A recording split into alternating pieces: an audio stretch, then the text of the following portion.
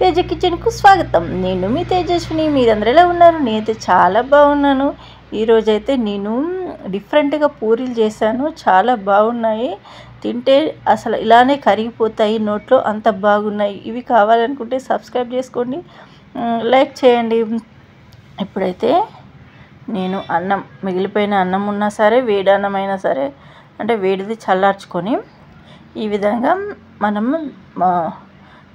తీసుకొని పెట్టుకోవాలి. అన్నాన్ని తీసుకొని పెట్టుకున్న తర్వాత ఒక మిక్సీ జార్లు తీసుకొని మిక్సీ జార్లో అన్నం అయితే వేసుకోవాలి.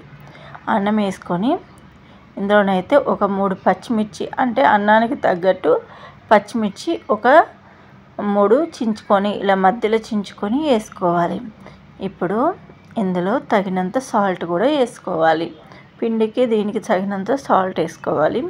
సాల్ట్ వేసుకొని మూత పెట్టేసుకుందాం. వాటర్ పోసుకొని మూత పెట్టేసుకుందాం. మీకు కొంచెం జారుడుగా పట్టుకోవాలి మిక్సీ. అందుకోసమని తొందరగా మిక్సీ అవ్వడానికి నేనైతే వాటర్ పోసుకున్నాను. ఇప్పుడు దీన్ని అయితే మిక్సీ పట్టుకుందాం. మిక్సీ పట్టుకున్న తర్వాత ఈ విధంగానైతే చాలా మెత్తగా మిక్సీ పట్టుకోవాలి. చూసారా ఎంత బాగా మిక్సీ అయిందో? ఈ విధంగానైతే పట్టుకొని పెట్టుకోవాలి. ఇప్పుడు ఇందులో తగినంత కారం, అంటే ఒక 1/2 టీ స్పూన్ కారం వేసాను. తర్వాత మనం ఫస్ట్ సాల్ట్ వేసుకున్నాం కదా, అది సరిపోదు కాబట్టి ఇంకొంచెం సాల్ట్ వేసుకొని మంచిగా కలుపుకోవాలి. స్పూన్తోనైనా సరే, చేయితోనైనా సరే మంచిగా కలుపుకోవాలి. ఇది అంతటగా మంచిగా కలిసేటట్టుగా కలుపుకోవాలి. ఇప్పుడు కలుపుకున్న తర్వాత ఇందులోనైతే గోధుమ పిండి ఈ మిశ్రమం ఉంది కదా, అన్నం మిశ్రమం, దానికి సరిపడంతగా పోసుకొని కొంచెంగా పోసుకొని కలుపుతూ ఉండాలి. మరి గట్టిగా కాకుండా, మరి మెత్తగా కాకుండా మన చపాతి పిండిలాగా మంచిగా కలుపుకోవాలి. పూరీలు గట్టిగా కలుపుతానేమో పూరీలు అనేవి కరకరలాడతాయి. మెత్తగా కలుపుకుంటే మెత్తగా ఉంటాయి. ఇప్పుడు ఈ విధంగా పిండిని అయితే కలుపుకున్నాను.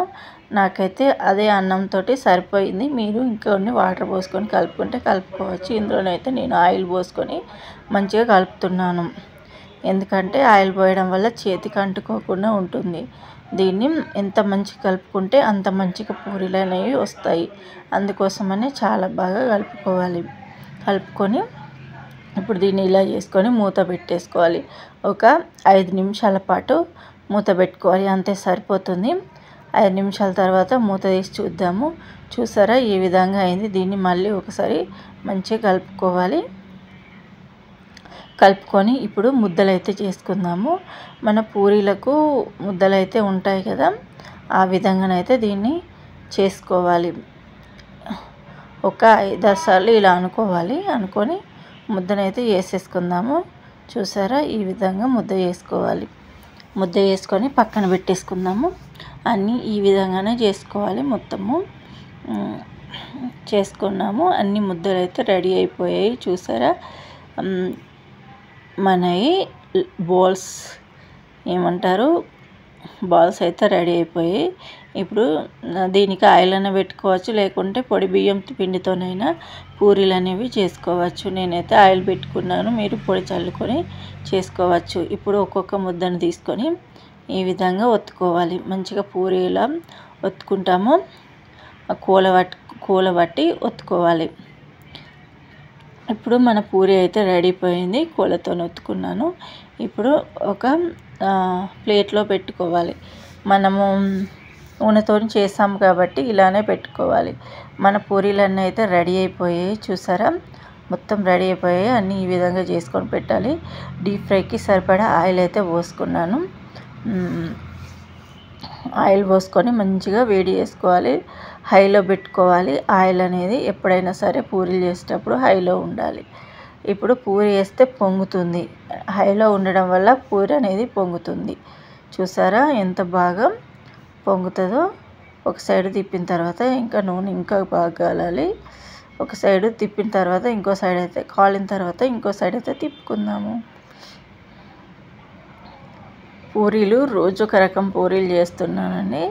చాలా బాగుంటాయి. టేస్ట్ అయితే అదిరిపోయింది అనుకోండి, అంత బాగున్నాయి.